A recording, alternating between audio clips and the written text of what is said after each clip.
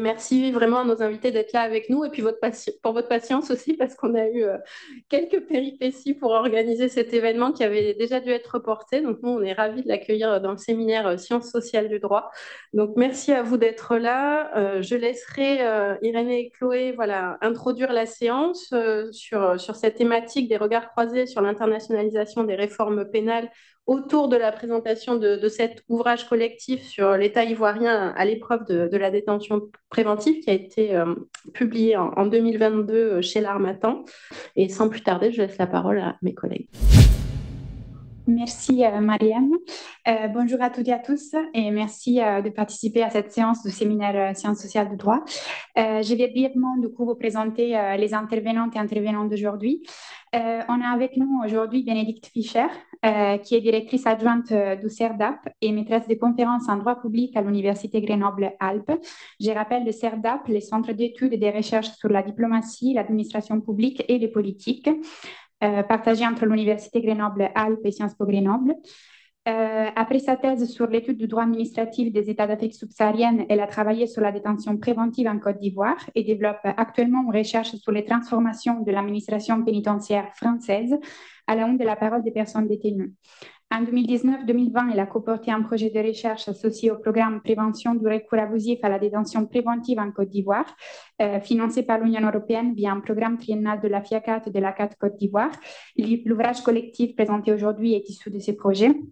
Et dans l'ensemble de ces travaux, elle cherche à développer une recherche collaborative. Nous accueillons également aujourd'hui Marie-Julie Bernard qui est connectée du coup à distance, également directrice adjointe du CERDAP et maîtresse de conférences en droit public à Sciences Po Grenoble, docteur en administration publique avec une thèse sur l'administration pénitentiaire française et l'article 3 de la Convention européenne des droits de l'homme. Ces travaux portent principalement sur le développement institutionnel des États d'Afrique subsaharienne et les questions pénitentiaires. Avec nous en présentiel, du coup, on a Carole Berry également, du coup, docteur en administration publique, droit public à l'Université Grenoble-Alpes, avec une thèse soutenue en 2024 intitulée L'art de gouverner les prisons au Niger. Elle réalise des recherches sur les milieux carcérales africains et asiatiques au sein du CERDAP, dont elle est chercheuse associée. Et au-delà de ses recherches académiques, elle dirige également un bureau d'études sur les prisons, la justice pénale et les droits humains, Synergie Coopération. Et parmi ses champs de recherche, l'exercice de l'autorité en prison, la participation des personnes détenues au fonctionnement de la vie carcérale, l'analyse du vécu administratif dans les prisons du Niger et du Japon. Nous accueillons également ici Lionel Grassi, qui est directeur de plaidoyer à la FIACAT, la Fédération internationale des ACAT. Formé en droit international humanitaire et droits de l'homme, il intervient en milieu carcéral depuis 20 ans, à la fois en Europe et en Afrique. Il a coordonné pendant 10 ans le programme de lutte contre la détention préventive abusive avec les ACAT partenaires en Afrique. Et parallèlement, il est chargé d'enseignement à l'Université Pierre Mendès France et chercheur associé au CERDAP. En 2016, il a fondé l'association La Balle aux prisonniers, qui vise la resocialisation des détenus par le sport. Et notre cinquième intervenant qui est connecté à distance, Paul Kofi-Kouadio, président du conseil d'administration de la CAT Côte d'Ivoire et contributeur de l'ouvrage. Merci d'être avec nous. Bonjour et merci à tous de nous recevoir. Je pense que c'est aussi un premier pont entre ces deux laboratoires qui, on a parlé de recherche, on va aussi vous parler de recherche-action et ça, je laisserai mes collègues en ligne et à mes côtés développer un peu plus en perspective. Mais l'idée de cet ouvrage aussi, c'était justement d'amener ces rencontres-là pour voir là où on pouvait mutualiser. Donc, merci pour cet accueil, tout d'abord. Et puis, peut-être, dans un premier temps, plonger, je dirais, ensemble dans le milieu carcéral. C'est aussi ce qui nous amène à discuter autour de cette table. Et peut-être, si vous voulez bien, donc, recontextualiser d'où vient cet ouvrage. Parce qu'on l'a dit, il y a d'abord un programme qui a été mis en œuvre, avec des militants de terrain. Et l'objectif a été finalement de répondre à des questionnements de la société civile intervenant en milieu carcéral. D'où aussi le titre de cette intervention sur les organisations de la société civile, comment rustiner un système d'administration publique de la justice perpétuellement aux frontières de l'embrasement. Et ce que je voudrais, c'est vous parler de cette société civile qui, au quotidien, va à la rencontre des détenus, se rend en prison, en détention, et est confrontée finalement aux souffrances des personnes privées de liberté, si tu veux bien. Donc, je vous invite peut-être, comme je disais, à entrer en prison et à imaginer ce qu'il y a derrière les textes, derrière cette recherche-action. Sont d'abord des locaux de l'enfermement, de la privation de liberté, mais ces locaux, et notamment, on ne va pas aller sur le champ européen, mais sur le champ du continent africain, s'apparentent au regard du droit international à des conditions inhumaines, des traitements cruels, inhumains ou dégradants. Et donc, pour aller au-delà, c'est aussi savoir que la détention aujourd'hui dans les prisons africaines, c'est une surpopulation carcérale qui peut monter jusqu'à 400%, 500%. Pour donner quelques chiffres, mais mon ami et collègue Paul Quadio saura en parler mieux que moi. Par exemple, à la Maca, quand vous avez 1500 places de capacité, vous allez trouver 10, 12 000 détenus.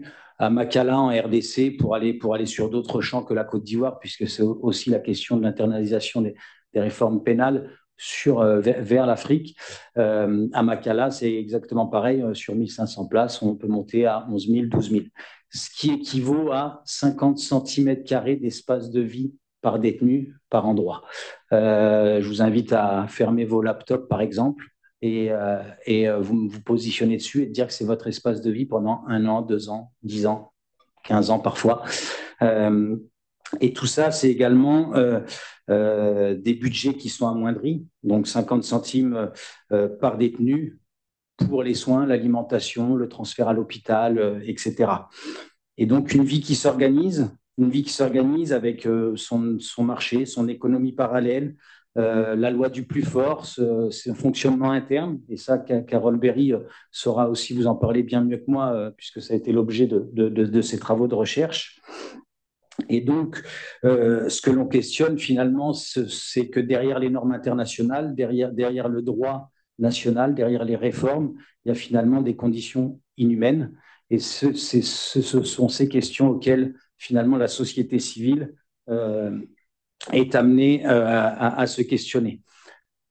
Militantisme, activisme, OSC, ce que je veux dire par là, c'est qu'on a, dans le cadre du programme qui a été mis en place, des partenariats avec des ACAT au niveau local qui sont des militants qui ont décidé de dédier une partie de leur temps, le week-end, à aller visiter, monitorer les lieux de détention. Monitorer ces lieux de détention, c'est aussi un travail qui va passer par les collaborations, co-construction avec les autorités, puisque comme vous le savez, certains textes, certaines normes ou certaines institutions ont la possibilité d'y accéder, mais souvent au niveau national, ça se fait de gré à gré, on va dire, avec l'administration pénitentiaire ou le ministère de la Justice.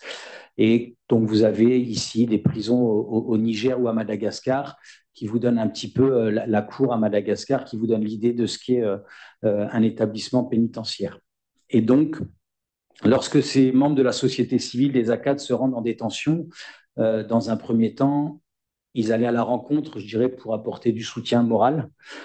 Et après, les premières questions qui vont être papa, j'ai faim, donne-moi à manger. La deuxième question récurrente, c'est finalement où en est mon dossier.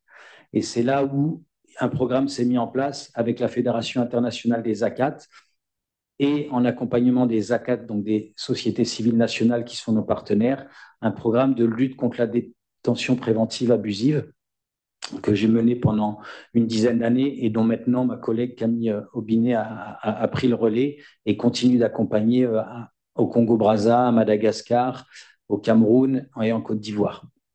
Et donc, pour répondre à cette question, finalement, on s'est aperçu d'abord d'une absence de relais judiciaire sur l'ensemble du territoire, avec parfois des détenus en détention préventive qui représentaient entre 40% et 80% de l'effectif carcéral.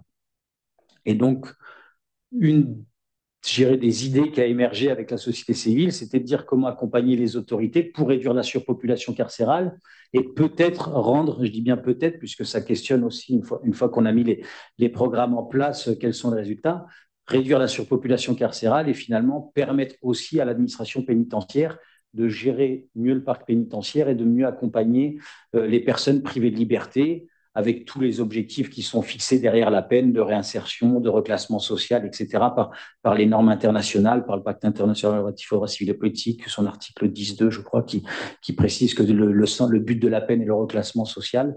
On imagine bien que 11 000 détenus pour une capacité de 1500 places, le reclassement social est difficile.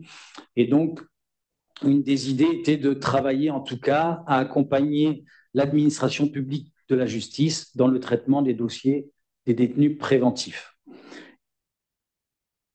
Et on s'est aperçu au cours des travaux également que cette problématique, elle avait un impact sur la société en termes de penser la justice. Qu'est-ce que ça voulait dire? Pour l'opinion publique, passer en détention en Afrique, c'était un aveu de culpabilité. Oui, il est en prison, donc il est coupable. Justice est faite. Pour les victimes, ben, la personne, de toute façon, du poste du commissariat de police, elle est mise en détention.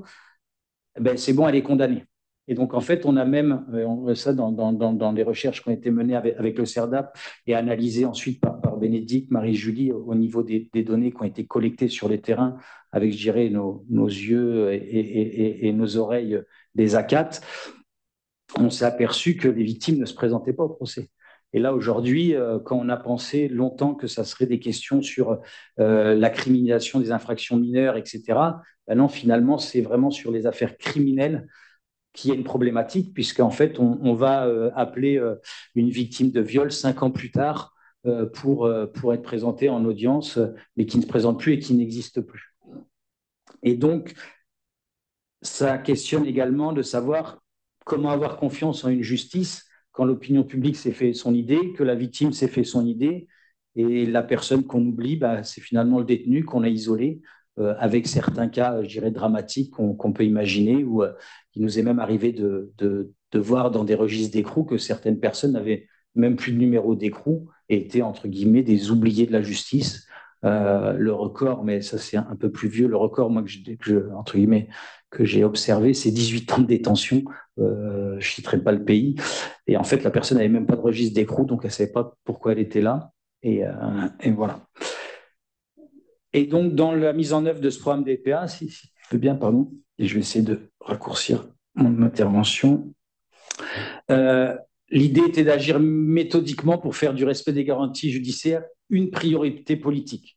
Encore une fois, on connaît aussi les obligations de l'État devant les mécanismes internationaux et régionaux de promotion et de protection des droits de l'homme, Nations Unies, Commission africaine. Un nombre incalculable de recommandations sont formulées dans le respect des droits humains et comment faire du respect des garanties judiciaires, des normes entourant la détention préventive, une priorité politique.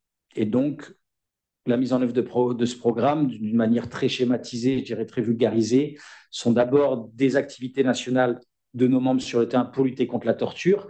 Et là, on parle de ce qui va venir alimenter la recherche, nourrir la recherche pour ensuite servir l'action. Et ça Bénédicte et Marie-Julie pourront également en parler. C'est de récupérer ces travaux-là. Et au niveau de la FIACAT, la Fédération internationale des ACAT, on va travailler d'abord à partir des données à la préparation de rapports alternatifs qui vont être présentés aux différents mécanismes dont j'ai parlé, que ce soit les organes des traités, les organes du Conseil devant les Nations Unies, l'examen périodique universel et les différents comités, notamment le comité contre la torture. Avec pour objectif également de, derrière ces données, mettre des visages et des témoignages et donc de faire venir participer nos membres du terrain au plaidoyer au niveau international ou régional. Il faut savoir que c'est aussi un moyen pour la société civile, et Paul Quadio pourra en témoigner puisqu'il a participé à différents forums, Nations Unies, Commission africaine, droits de l'homme et des peuples, c'est un moyen en territoire neutre de rencontrer ces autorités.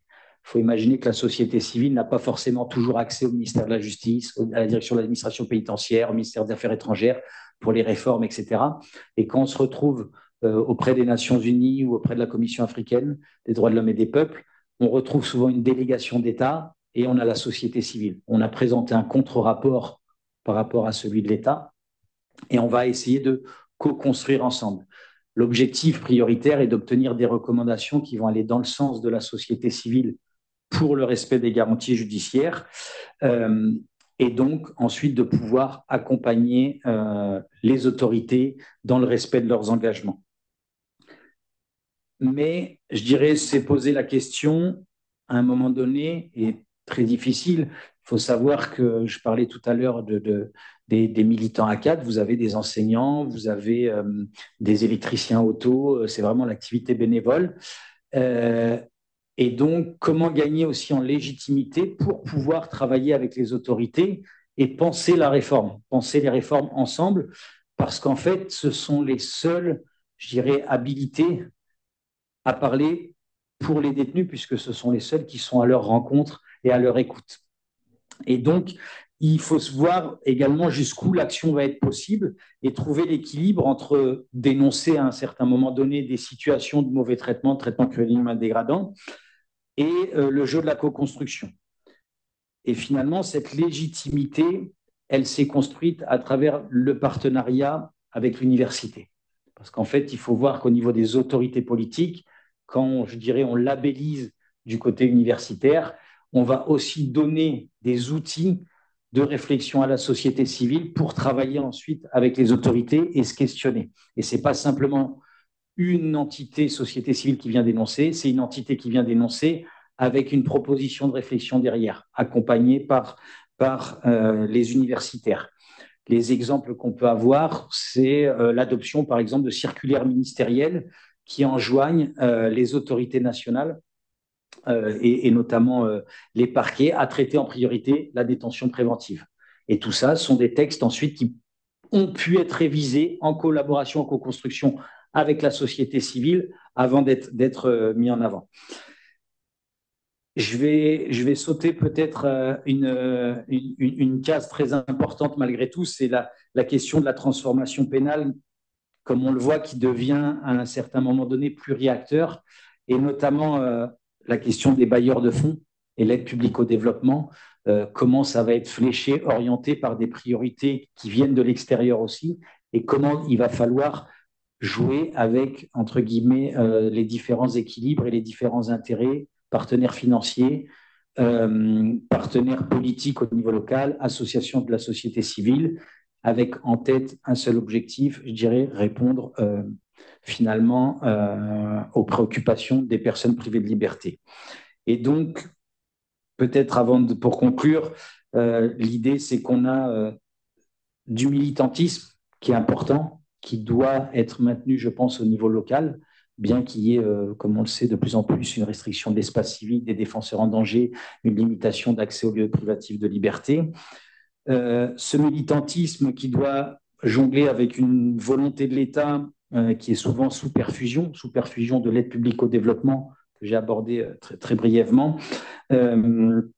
Et ce jeu-là passe, à notre sens, en tout cas, je pense que Paul Quadio pourra confirmer peut-être ça, l'apport de la recherche universitaire dans ces travaux-là, dans cet accompagnement de l'État, est quelque chose de primordial et donne un sens à la fois à l'action et à la recherche. Et on est vraiment sur cette idée de collaboration. Je vous remercie et je passe la main à mes collègues. Merci Lionel. Donc à la fin de ce programme détention préventive abusive, il y avait une étude, donc une recherche qui était prévue. Et donc par l'intermédiaire de Lionel, donc de la FIACAT, il nous a mis en relation entre l'ACAT Côte d'Ivoire et donc le laboratoire CERDAP2. Et donc pour nous se poser la question de savoir comment est-ce qu'on allait pouvoir mener une telle recherche et puis aussi pourquoi faire, pourquoi est-ce qu'on allait mener une telle recherche. Donc, c'est le titre de cette présentation. Je l'ai appelé Entre défis méthodologiques et ruptures épistémologiques. Donc, poser les jalons d'une recherche collaborative pour refonder le droit pénal en Côte d'Ivoire, pour le poser de manière moins pompeuse et en réfléchissant à une mise en mots beaucoup plus simple. Finalement, ce qui m'a paru intéressant, c'est comment est-ce qu'on peut produire autrement des connaissances pour pouvoir produire d'autres connaissances. Et donc, ça va être le plan d'intervention, mais je vais surtout insister ici sur la méthode et un peu moins sur le fond. Je laisserai mes collègues continuer parce que cette méthode en tant que telle nous a posé beaucoup de questionnements et finalement, les questionnements sont aussi importants que les résultats auxquels on est arrivé. Pourquoi? Parce que pour une ONG qui veut s'engager dans une telle recherche, il y a trois possibilités, il me semble. C'est soit il y a les forces en interne avec des militants qui vont pouvoir mener cette recherche, sauf que les projets, généralement, ne financent pas ce genre de poste-là et ce n'est pas assez visible.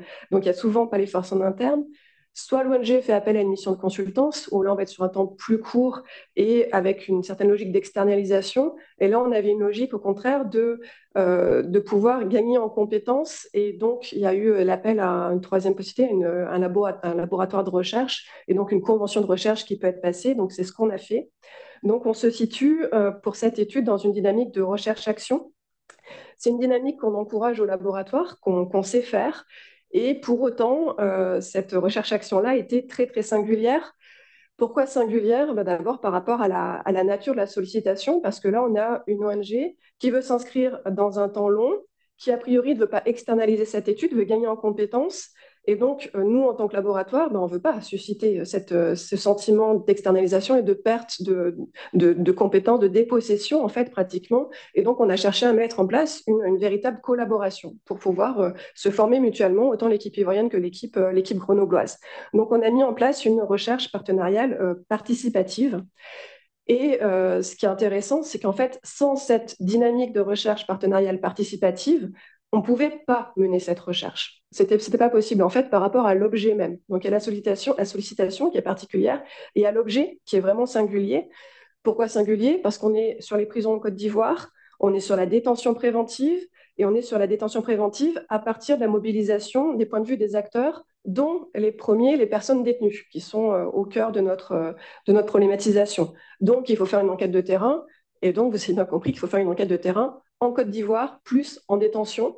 Donc, je vais aller rapidement, mais évidemment, ça pose des questions de sécurité, d'accès. Il faut être en bon terme avec l'administration pénitentiaire pour pouvoir entrer dans les prisons, évidemment. Il faut avoir accès aux personnes à l'intérieur. Il faut pouvoir leur parler. Donc, en quelle langue? Et moi, j'ai fait l'expérience d'aller discuter dans une prison grâce à Paul Quadio. Et concrètement, moi, je ne pouvais rien faire. Je ne servais à rien. Et au contraire, j'étais trop extérieure pour pouvoir mener ces enquêtes-là. Concrètement, on me demandait à faire appel à l'ambassadeur parce que j'étais blanche au milieu. Donc, ça, je ne pouvais pas et ça n'avait aucun sens que ce soit l'équipe grenobloise qui fasse ce travail-là. Pourquoi est-ce qu'en plus c'était très singulier par rapport à l'objet? Parce que l'équipe grenobloise, on a beau avoir une spécialisation sur la détention dans plusieurs pays, par rapport à la Côte d'Ivoire, on était déphasé, enfin, on n'avait pas cette connaissance théorique de la Côte d'Ivoire et donc pas d'accès au terrain. L'équipe ivoirienne, en même temps, avait du mal à obtenir des informations de la part des autorités publiques, de la part parfois des bailleurs de fonds aussi. Donc l'appui extérieur était facilitant. Et on a une équipe ivoirienne qui est donc une équipe de militants et de militantes, et donc qui n'ont pas les outils, les ressources, le temps, qui ne sont pas forcément formés à la recherche. Et donc, voilà, sans ce partenariat, finalement, des deux équipes, la recherche ne pouvait pas avoir lieu. Donc, on pouvait le faire que dans une dynamique participative. On a essayé de mettre en place une logique de recherche même collaborative. On pourra éventuellement discuter dans les questions. Il y a plusieurs types de recherche partenariale. Voilà, je reconstruis un petit peu a posteriori ce qu'on a essayé de faire pour essayer de voir dans quelle case on se met, mais je ne suis pas sûre qu'on puisse se mettre dans une case. De toute façon, on n'aime pas ça. Alors, comment est-ce qu'on a travaillé? Je voudrais, non pas parce qu'il est à côté de moi et que j'apprécie beaucoup, dire déjà que Lionel a été un intermédiaire, vraiment facilitateur, parce que autant la Côte d'Ivoire que nous, CERDAP 2, on se connaissait depuis longtemps et donc on avait confiance en Lionel. Et donc on a mis beaucoup de temps à se voir physiquement avec l'équipe ivoirienne, mais pour autant, on avait comme ça un intermédiaire de confiance et qui, je pense, crée un sentiment d'obligation des deux côtés. Voilà. Et en même temps, ça donnait le ton aussi d'avoir des échanges qui n'étaient pas trop protocolaires. Et par rapport à la recherche partenariale, je pense que ce qui a été important, c'est que ça a permis qu'il n'y ait pas de hiérarchisation des savoirs. Ça veut dire que l'ensemble des savoirs était aussi important pour tout le monde et on n'était pas avec un savoir scientifique qui allait être écrasant. Donc voilà, dans la recherche partenariale, il y a un rôle de tiers veilleur qui existe et je pense qu'on pourrait discuter par rapport au rôle joué par Lionel dans ce cadre-là. Je voudrais aussi souligner qu'on a travaillé sans terme de référence. Donc on était bien dans une démarche de recherche, pas d'expertise. Pour nous, c'était une condition de la recherche puisqu'on voulait pouvoir repenser les fondements même de la réforme pénale. Donc, on ne voulait pas s'enfermer dans des cadres préconçus, dans des termes de référence. Cette liberté, elle a été aussi le fait qu'on s'est engagé bénévolement pour l'équipe. Alors, c'est avant, tu peux revenir avant. On s'est engagé bénévolement pour l'équipe grenobloise. Et je le pose aussi parce que je ne sais pas quel poids ça a, mais donc on n'était pas payé, on n'a pas eu de rétribution. Les déplacements indispensables étaient financés par la FIACAT, mais il n'y a pas de rétribution pour l'étude. Nous, on est engagé au titre de notre rôle sociétal en tant qu'universitaire. Et je pense que c'est important aussi pour faire accepter la démarche aux militants et militantes et justement pas être dans cette logique d'externalisation aussi par le fait d'être payé pour faire cette étude. Alors, sur notre manière de travailler ensemble, L'idée, évidemment, c'était que les militants et les militantes n'étaient pas là uniquement pour faire passer des questionnaires et puis c'était fini. Donc, on a eu beaucoup de phases de travail conjointes, déjà pour sélectionner la littérature, donc autant en Côte d'Ivoire dans les bibliothèques auxquelles on avait accès. On a évidemment discuté nos objectifs de recherche ensemble. On a conçu conjointement 2 grilles d'enquête, une grille parcours judiciaire et carcéral, une grille profilage socio-économique, avec des allers-retours entre la connaissance théorique autant sur le fond que sur la manière de concevoir des grilles d'enquête, que sur la connaissance du contexte, évidemment, de la détention en Côte d'Ivoire. On a soumis ces grilles aux militants pour reformuler des questions, les tester, les sensibiliser. L'équipe grenobloise, avec la participation du comité scientifique ivoirien qui faisait toujours lien, on a formé les chefs d'équipe pour administrer ces questionnaires donc dans 10 maisons d'arrêt et de correction. Et dans la première enquête, donc celle à partir de laquelle le bouquin a été fait, c'est l'équipe universitaire qui a constitué la base de données. On a fait d'autres enquêtes après sur les femmes et les mineurs, où là, on a changé de logiciel pour qu'aussi l'équipe ivoirienne puisse constituer la base de données. Mais voilà, les données après, elles ont été traitées par l'équipe universitaire, puis rediscutées avec l'ensemble de l'ONG et de l'équipe universitaire. Et on a élaboré un plan, on a rédigé à plusieurs mains. Donc, je ne peux pas vous cacher que c'est très chronophage pour tout le monde et c'est un vrai engagement aussi militant de tous les côtés. Et par rapport à nos... Donc ça, c'est la manière dont on a travaillé. Par rapport à nos ambitions, tous nos objectifs, évidemment, n'ont pas été atteints. Je vais être assez rapide, mais sur ce qui a fonctionné, il me semble qu'avec le premier cercle de militants, donc avec le comité scientifique ivoirien, on a réussi à engager le comité scientifique sans aucun souci. Par rapport à ce qui a fonctionné, l'équipe universitaire, forcément, a été formée à l'environnement carcéral ivoirien. Et donc, on a pu revenir sur les enjeux de la détention dans ce pays.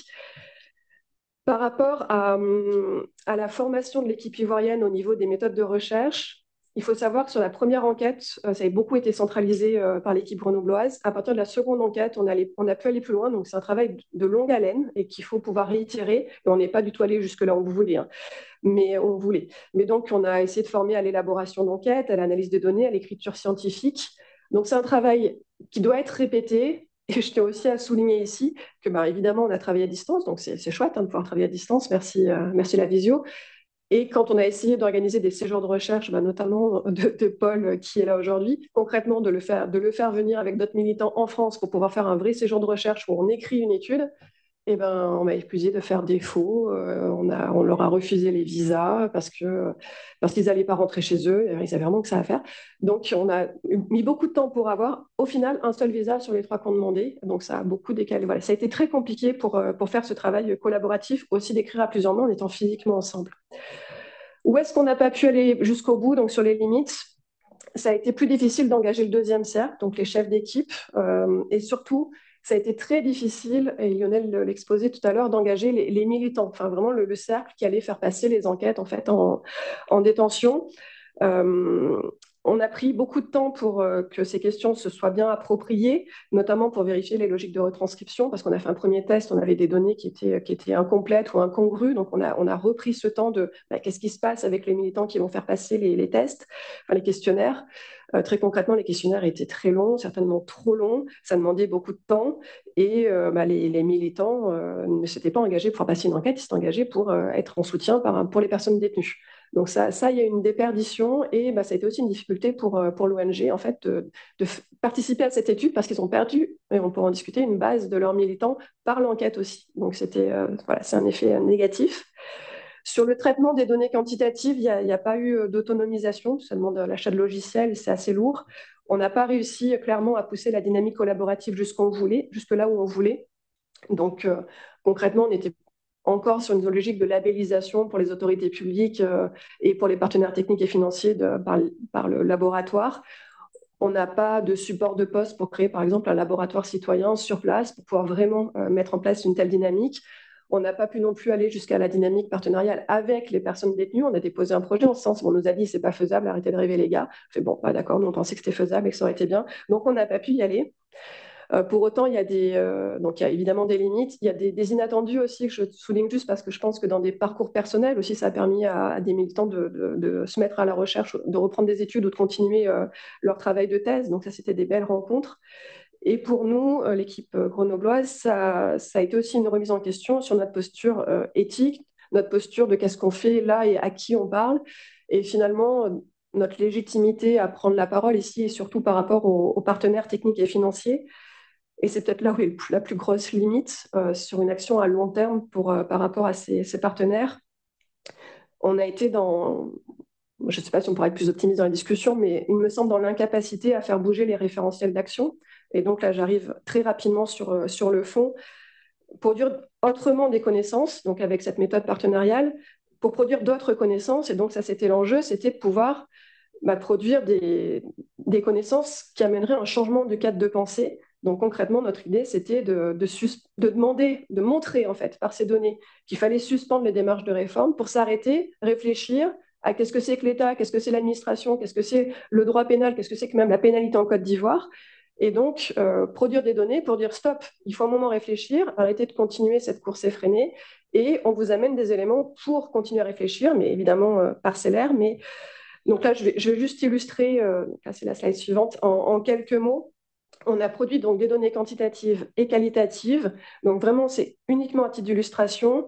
Par exemple, sur les données quantitatives, on a pu, donc en passant l'enquête, on a demandé depuis quand les personnes étaient en détention préventive et on a établi un temps global de détention préventive qui, au passage, pour information, s'élève à on était en 2018, on était sur 904 jours de détention préventive au moment de l'enquête en moyenne. Donc c'était et après on a fait maison d'arrêt de correction par maison d'arrêt de correction pour voir donc ce genre d'histogramme pour montrer en fait là on voit bien sur Abidjan c'est le premier, on voit qu'il y a des oubliés de la justice, il y en a qui un gros pic qui sont là depuis 1000 jours voilà qui ont été oubliés, donc c'est Abidjan, c'est la grosse maison d'arrêt de correction. Et donc là, on a détaillé pour chaque MAC, mais c'est pour vous donner un ordre d'idée. Les histogrammes sont très différents. Et par exemple, sur Abengourou, vous voyez que c'est plus diversifié. Et là, la question qu'on s'est posée, c'est est-ce que ça ne nous dit pas qu'il faudrait aussi avoir des politiques territorialisées? Je m'explique. Quand on a des pics de mise en détention préventive ou des creux, au contraire, de placement en détention préventive, est-ce que ça ne veut pas dire, alors soit qu'il y a plus d'infractions à un moment donné qui sont commises à certains endroits, ou qu'il y a des politiques particulières qui sont mises en place par les magistrats à certains moments? Et ça nous a amené à dire, est-ce qu'il n'y a pas des moments où on pourrait faire de la prévention plutôt que mettre en détention préventive et se dire qu'il y a des zones, à des moments où il va y avoir une certaine criminalité. Par exemple, à Bengourou, c'est une zone où il y a de la culture de café, de cacao, il y a de l'orpaillage aussi sur d'autres zones. Voilà, est-ce que c'était pour nous montrer cela. La deuxième, je vous ai mis la carte pour situer, ça c'est les MAC qu'on avait, et donc on a essayé de voir s'il y avait des couloirs comme ça. Sur ces données quantitatives aussi, on a pu voir que c'était mettre en perspective qu'on pouvait aussi avoir des politiques non pas uniquement territorialisées, mais aussi catégorielles. Si tu peux mettre la slide suivante. Et notamment, sur les données territorialisées, c'était aussi pour vous montrer qu'on a collecté le motif d'écrou. Par exemple, à Grand Bassam, donc, qui est plutôt urbain, on voit que c'est les viols qui étaient donc un centre urbain avec essentiellement des viols qui amenaient la détention préventive, alors que sur l'autre slide, en zone rurale, donc culture de café cacao, par exemple, quand on prend les motifs d'écrou, donc c'est des données qu'on allait collecter, on voit qu'on a des associations de malfaiteurs. Donc on sait que là, c'est de la criminalité organisée, donc on sait que c'est un autre type d'infraction sur lequel on peut potentiellement agir. Un dernier rapport des données quantitatives, donc c'est sur le besoin de mettre en place des politiques catégorielles, notamment pour les femmes en fonction de l'âge et en fonction du genre. Et par exemple, quand on collecte ces données, on voit qu'il y a 9 infractions qui sont uniquement un placement en détention préventive pour des femmes. Les hommes ne sont pas du tout placés pour ces motifs-là. Et c'était pour attirer l'attention sur le fait qu'on parle de détention préventive. Le chiffre global, c'est 30%. Avec nos données, on voit que les hommes, c'était 29% de détention préventive. Les mineurs garçons, c'est 88% de placement de détention préventive. Les mineurs filles, c'est 100% de placement de détention préventive. Il n'y en a pas une qui est condamnée. Les femmes, c'est 43%. Donc, ceci pour dire que, comme un peu de partout, les stats globales évidemment, invisibilise les femmes et des publics catégoriels particuliers. Et on a aussi, pour terminer, collecté des données qualitatives.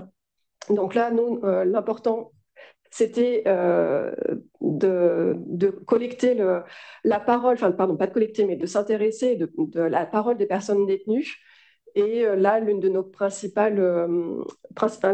apports, c'est de montrer que finalement, on change le droit, mais que le droit et les institutions pénales sont... On ne pense pas en même temps l'État et l'administration. Donc, le droit et les institutions pénales sont dissociés des dynamiques administratives concrètement, on change de droit, mais on ne pense pas à l'administration derrière qui est censée pouvoir mettre en place toutes ces logiques pénales. Et par rapport à la parole des personnes détenues, on leur a demandé s'ils savaient ce que c'était que la détention préventive, pourquoi ils étaient là. Bah, ils ne savaient pas. Donc, c'était absolument illégitime d'être mis en accusation, pas parce qu'ils étaient innocents, mais parce que ce n'était pas légitime que la force étatique leur impose ce placement en détention préventive. Et donc, voilà, les fondements même qui légitiment pour les personnes incarcérées la procédure de mise en accusation, bah, ça ne marchait pas non plus. Donc ça, c'est simplement pour montrer qu'en allant chercher d'autres données, bah, on peut penser différemment la détention préventive et sortir un peu des cadres de pensée qu'on connaissait jusqu'à présent. Et je m'arrête là pour laisser mes collègues aller sur le fond.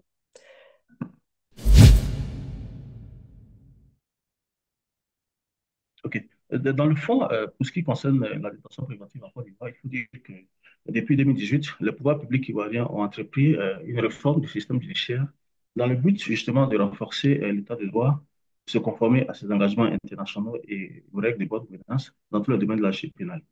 Et dans ce cadre-là, la gestion de la population carcérale, l'état des lieux a révélé qu'une population dans nos établissements pénitentiaires résultat d'une répression croissante des déviances sociales, d'une incarcération quasi systématique de leurs auteurs et d'un allongement de la détention préventive.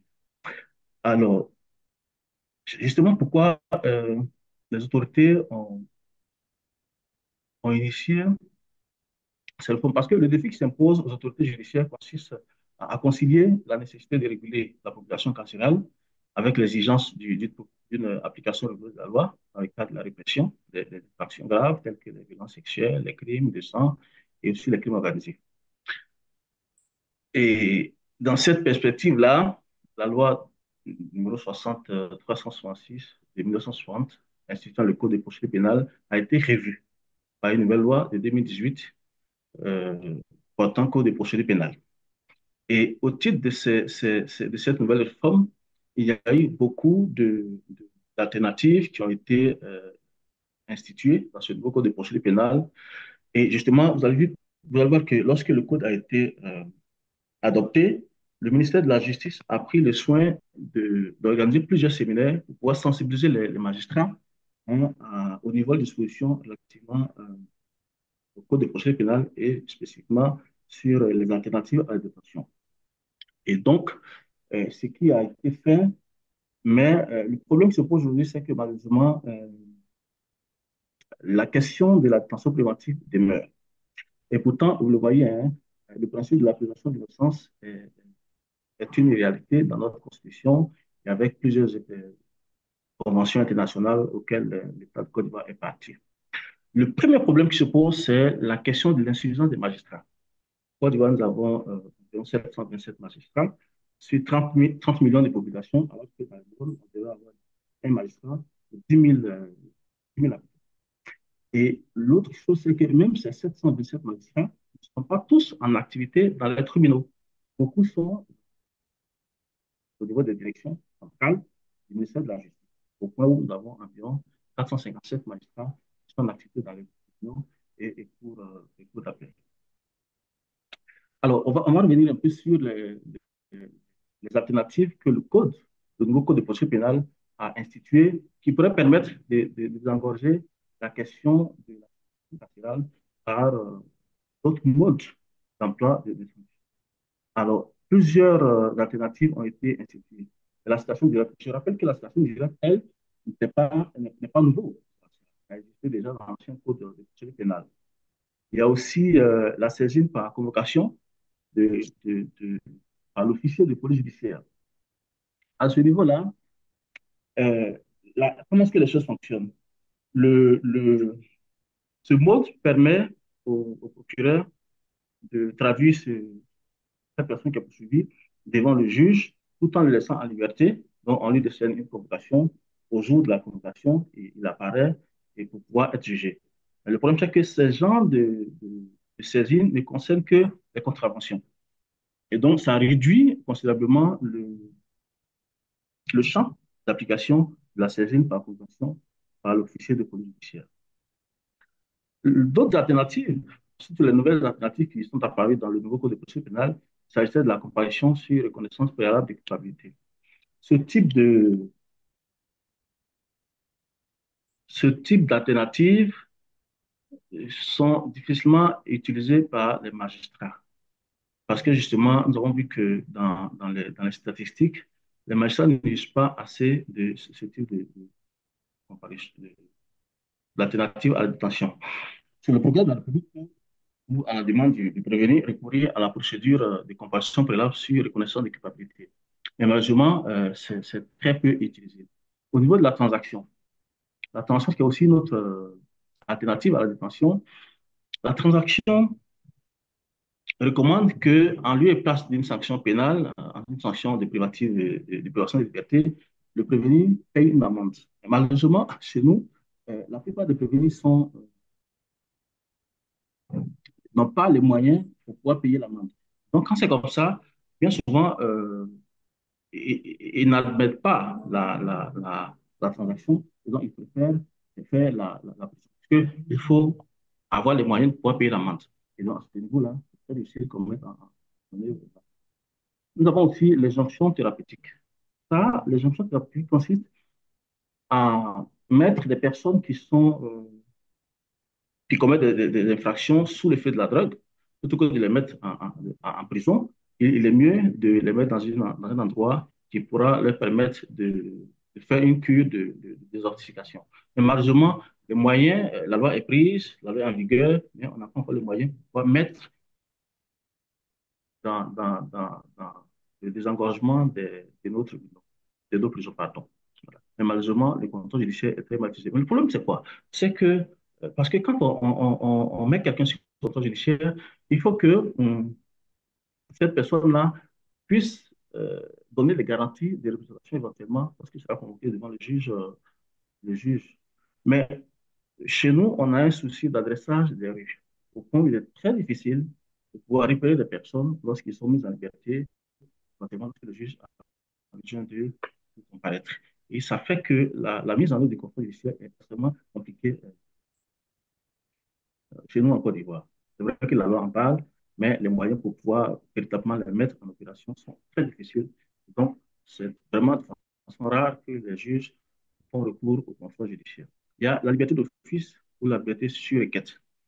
Dans notre code de procédure pénale, à tout moment, pendant l'instruction judiciaire, et le détenu ou le parquet, le procureur de la République, peut demander la liberté du détenu le temps qu'il finisse son instruction, que le juge d'instruction finisse son enquête et que ce dernier puisse apparaître. Mais malheureusement aussi, à ce niveau-là, on rejoint un peu le contrôle judiciaire, où il est très difficile lorsque cette personne est en liberté, éventuellement, quand si on a besoin de lui, il puisse pouvoir comparaître.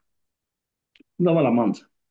L'amende qui est une sanction pénale, mais qui ne prive pas de liberté. Le problème ici, c'est que les infractions qui commandent uniquement qu'on prononce la peine d'amende sont extrêmement rares. Sont extrêmement rares. Et donc, le juge étant condamné par la loi, il est obligé généralement, avec les infractions, de prononcer la peine de carcération. Donc, l'amende est rarement utilisée.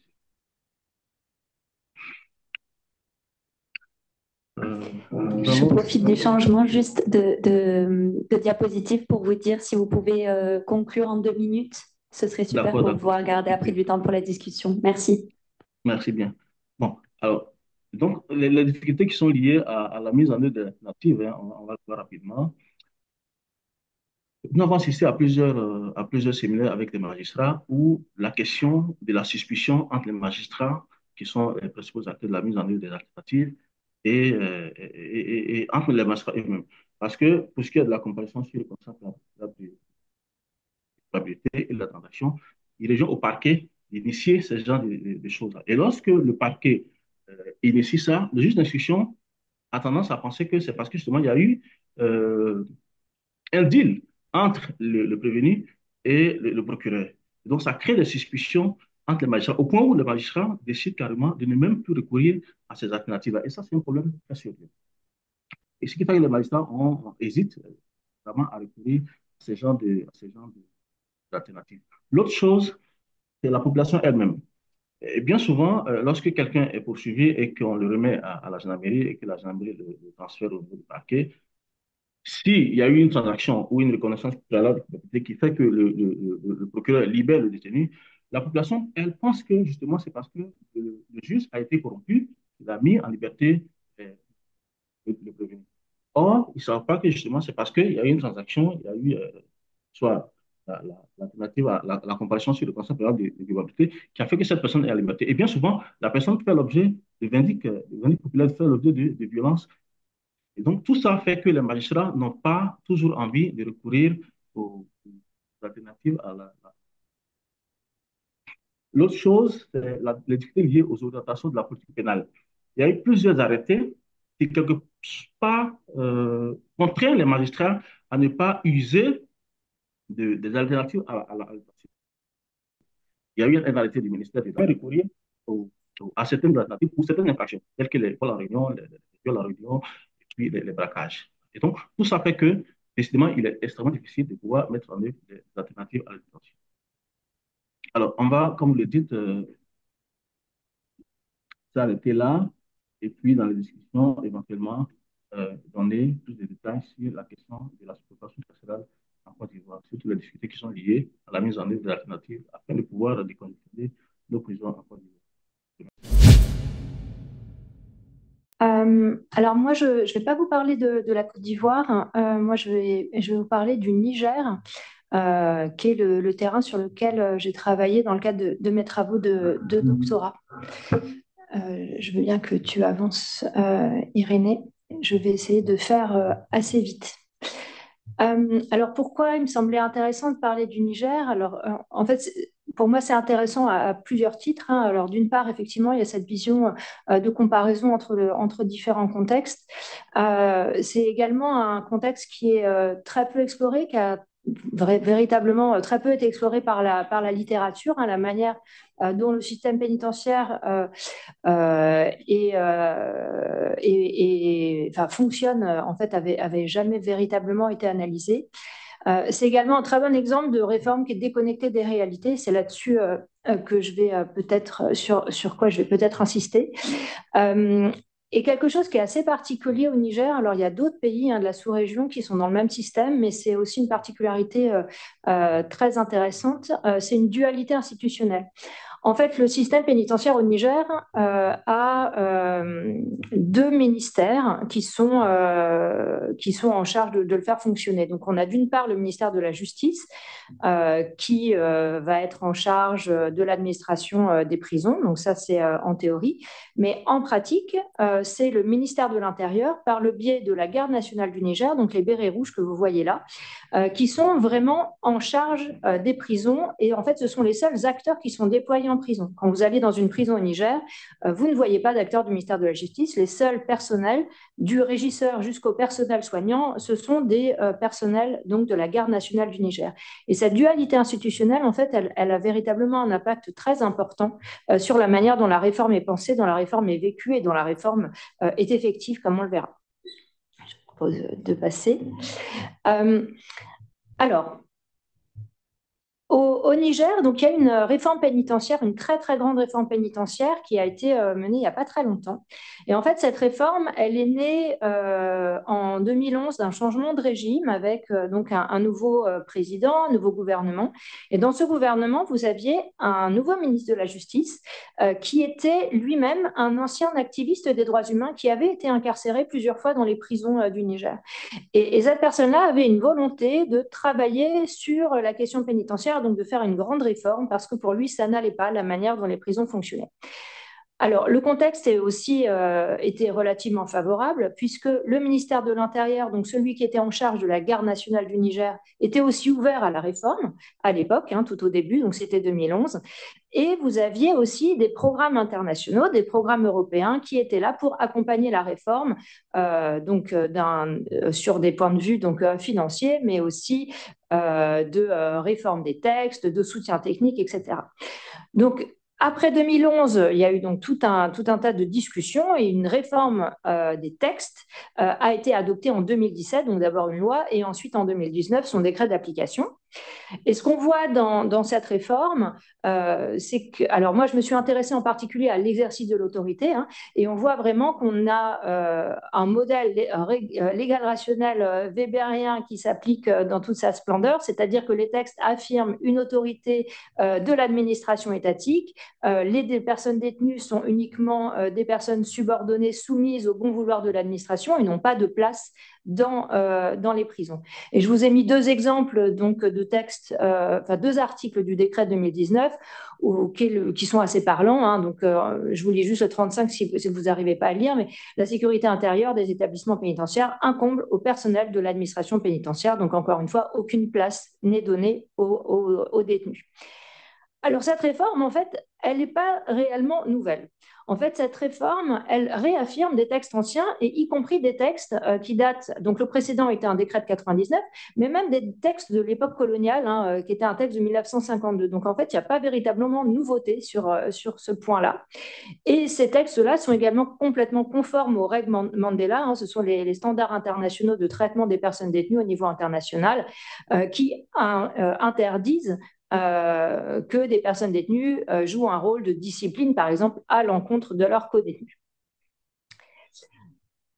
Alors, donc on a vu la théorie, hein, les textes, et en pratique, comment ça se passe? Alors, en pratique, on est effectivement très, très éloigné de ces textes-là.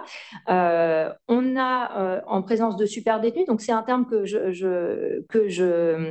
j'emploie, qui est utilisé notamment au Cameroun par Régine Ngono Monongu, pour qui donc ces personnes-là, ce sont ceux en fait des détenus à l'intérieur de la prison qui vont aller avoir donc des tâches de discipline à l'encontre de leurs co-détenus. Donc au Niger, on est totalement dans ce cadre-là. Vous avez une personne qui s'appelle le Sarki, qui veut dire chef hein, en langue locale, en Hausa. Le Sarki avec ses éléments, c'est le terme employé, hein, ça vient du vocabulaire militaire, qui sont répartis dans tous les espaces de détention, dans toutes les chambres, dans toutes les cours, dans toutes les cuisines, etc., etc. Alors, la pratique du super détenu, elle n'est pas du tout novatrice. Hein, sur le continent africain, elle a été mise en avant par beaucoup d'autres auteurs. Certains sont mentionnés ici. Et en fait, ce sont des personnes qui vont au-delà donc de simples tâches organisationnelles comme l'allocation des chambres, l'organisation des soins, etc., vont réellement mettre en œuvre de la discipline sur leurs co-détenus, peuvent les punir. Ce sont aussi eux, par exemple, à la prison de Niamey, qui vont faire les fouilles même des autres détenus qui rentrent en prison. Mais dans le cadre de mes recherches de doctorat, moi, ce sur quoi j'ai travaillé, c'est en fait de voir que ces personnes-là ne sont pas du tout déconnectées de l'État. On n'est pas du tout dans une gouvernance, dans une coproduction étatique, une coproduction de l'action publique dans le milieu pénitentiaire. Les Sarkis sont complètement contrôlés par les acteurs étatiques militaires, par les éléments de la garde nationale. C'est la garde nationale qui les nomme, c'est elle qui les démet, c'est elle qui fait avancer leur carrière carcérale et qui leur permet d'atteindre le rôle de Sarki pour ceux qui arrivent à atteindre le haut de la hiérarchie. Mais une fois qu'on a dit ça, qu'est-ce qu'on dit? Alors, est-ce qu'on dit oui, ben voilà, on a un vrai dysfonctionnement par rapport aux réformes, etc. Alors, moi, je ne parle pas nécessairement de ça. Moi, justement, je pense que c'est important de sortir de cette approche normative, hein, très positiviste. Et quand on utilise en fait les travaux d'anthropologie juridique, ça nous fait aussi réfléchir autrement. Moi, j'en viens à penser qu'en fait, on a un autre système de normes qui est illégal si on considère uniquement les normes écrites formelles du ministère qui ont été notamment mises en œuvre et pensées par le ministère de la Justice.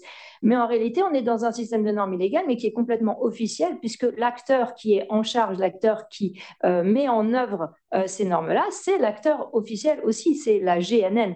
Et c'est ici que les rapports de pouvoir, pour moi, sont très intéressants, puisqu'on voit que l'acteur qui a effectivement le pouvoir, c'est bien la garde nationale du Niger. Et donc, quel est le rôle, finalement, des autres de l'acteur ministère de la Justice? Et j'en viens donc à ma conclusion, je dis, j'espère de faire le plus vite possible.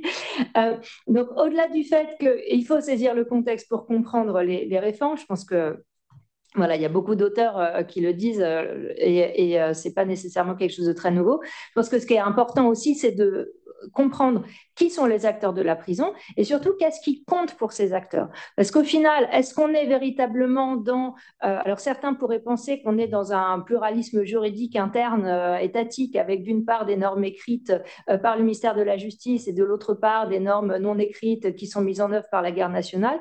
Mais pour moi, au-delà de ça, la question, c'est qu'est-ce qui est effectif. Et le droit écrit n'a tout simplement, à mon sens, aucune valeur, aucune signification pour tous les acteurs de la prison, ceux qui vivent vraiment la prison. Alors, je ne suis pas du tout en train de dire qu'est-ce qu'il faudrait faire, qu'est-ce qu'il ne faudrait faire, ne faudrait pas faire, mais vraiment avoir sortir de cette approche normative et penser que le système qui est effectif aujourd'hui au Niger n'est tout simplement pas du tout un système écrit, c'est un système non écrit qui est mis en œuvre par les acteurs qui dominent le milieu carcéral et donc les acteurs de la garde nationale du Niger. Donc l'importance de repenser les rapports de pouvoir institutionnel pour saisir ces questions de réforme.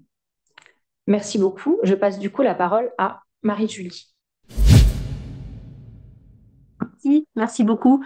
Alors, mon propos ne sera pas du tout conclusif, hein. Au contraire, il devrait nous amener à réfléchir ensemble à l'issue de ces différentes présentations, parce que d'une part, lorsque nous avons pu rendre l'étude telle que Bénédicte l'a présentée et Lionel l'a évoquée sur l'utilité qui était celle de cette étude pour notamment la FIACAT et les OSC en général, nous avons ressenti une forme de frustration.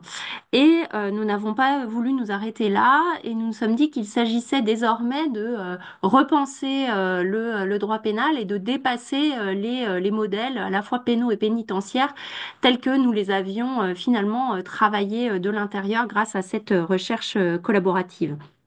Et donc, il s'est agi ici de créer encore une dynamique conforme à ce que nous souhaitons mettre en place au sein du CERDAP, à savoir une étude qui ne serait pas une étude scientifique de chercheurs, mais une étude permettant, à travers cet ouvrage que vous avez eu la gentillesse de vouloir présenter aujourd'hui, cet ouvrage serait le résultat, là encore, de regards croisés et de regards croisés à la fois en termes d'approche scientifique, mais aussi de regards de jeunes docteurs, voire d'étudiants, d'acteurs de la société civile et de chercheurs. Donc cela nous a permis, je vous invite à changer de slide, cela nous a permis finalement de travailler cette détention préventive injustifiée en Côte d'Ivoire d'une autre manière et cette étude nous a permis de questionner finalement la circulation des modèles, des standards, standards tant normatifs que techniques, effectivement de dépasser le droit positif comme Carole vient de l'évoquer à l'instant, car inadaptés à leur contexte de transposition. Paul l'a bien montré, la réforme pénale en RCI, elle existe. Je vais en dire quelques mots tout de suite, mais avant de le dire, effectivement, il nous a semblé, il me semble, qu'elle peut être envisagée comme analyseur, au sens ici de l'analyse institutionnelle, hein, telle que décrite par René Loureau, à savoir de ce qui permet de parler, de révéler, de mettre en question une situation. Et cette réforme en Côte d'Ivoire nous a permis effectivement de questionner l'inadaptation de la standardisation pénale, l'inadaptation finalement des transpositions de modèles sous influence à la fois de bailleurs européens, internationaux dans ces pays concernés par ces programmes. Ainsi, merci beaucoup. Ainsi, effectivement, le droit positif est conforme en Côte d'Ivoire. Comme Carole l'a dit, c'est aussi le cas au Niger. Le droit positif, il est conforme aux standards pénaux. Le préambule de la Constitution ivoirienne, de ce point de vue-là, est assez exemplaire. S'appuyant sur à peu près tous les traités internationaux susceptibles de faire évoluer la détention et de penser le rapport à la détention différemment. Mais cette transposition s'est faite d'une part à marche forcée dans cette perspective d'intégration de standards, notamment européens, avec ici un soutien aux réformes pénitentiaires pensées par notamment l'Union européenne. D'où des standardisations des réponses pénales. Et là, de ce point de vue-là, encore, ce qui est très intéressant, c'est de voir à la fois l'analyse du code pénal et du code de procédure pénale tel que Paul a pu la présenter, mais également du point de vue plus technique et pénitentiaire. Pour le coup, la construction de centres pénitentiaires est pensée comme la solution pour répondre à la surpopulation carcérale. On a effectivement ici une façon très occidentalo-européenne de penser la réforme pénitentiaire.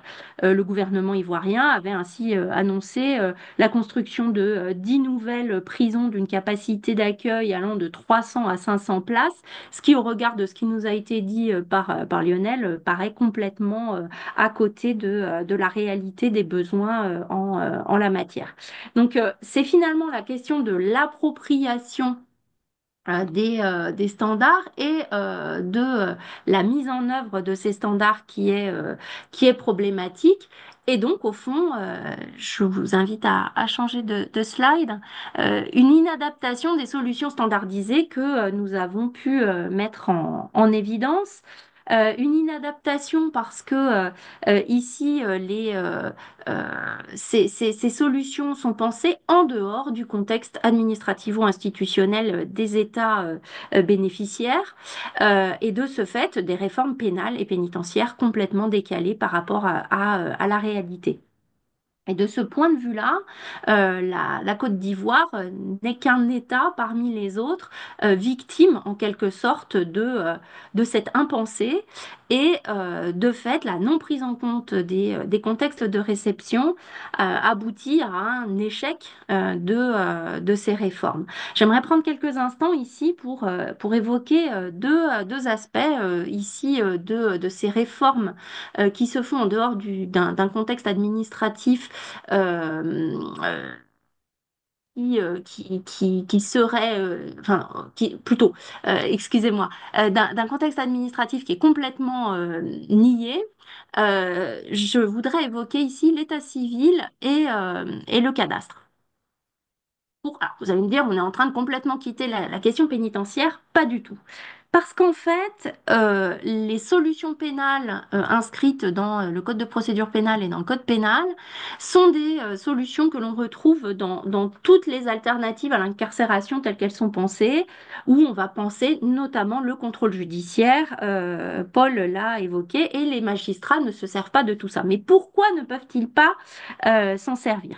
Parce que notamment en termes d'état civil, on est face à un néant, ou plutôt un marasme. De fait, en 2018, des projets de loi ont été présentés en Côte d'Ivoire pour réformer complètement l'état civil et faciliter l'inscription des naissances à l'état civil, permettant de faciliter notamment l'accès des populations aux services de l'état civil, à les y accoutumer, à rétablir les actes d'état civil détruits et à réduire le nombre de personnes non déclarées. Et dans le cadre de cette modernisation de l'état civil ivoirien, les lois ont été prises, les décrets d'application formés, sauf que, à l'issue de cela, le constat qui est fait, c'est que l'État n'y arrive pas. L'État n'y arrive pas et les bailleurs eux-mêmes s'en sont rendus compte puisque pour la période 2021-2023, ils ont lancé un programme d'appui à la Côte d'Ivoire sur cet objectif de rétablir un état civil fiable. Bon, donc pas d'état civil, ce qui est l'une quand même des conditions pour permettre les alternatives à l'incarcération, puisque la garantie de représentation impose quand même que la personne soit identifiée, et par ailleurs que on puisse la retrouver et lui adresser les documents nécessaires. Et là, ça renvoie à la dimension d'adressage.